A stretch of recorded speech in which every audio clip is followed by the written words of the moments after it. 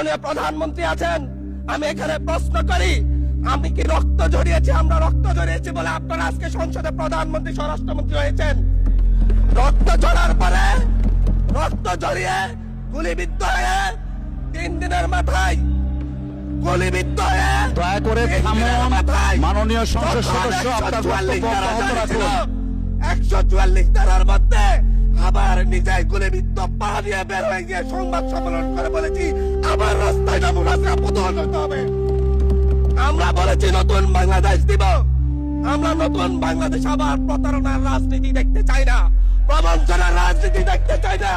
যেই গণভোটের পক্ষে, যেই গণভোটের পক্ষে আমাদের মাননীয় প্রধানমন্ত্রী প্রচারণা চালিয়েছেন, যে আদেশের পক্ষে মাননীয় সরকার দলীয় সংসদ সদস্যরা প্রচারণা চালিয়েছেন, আজকে এখানে এসে কেন এটা নিয়ে আবার দীর্ঘ আলোচনা হতে হবে?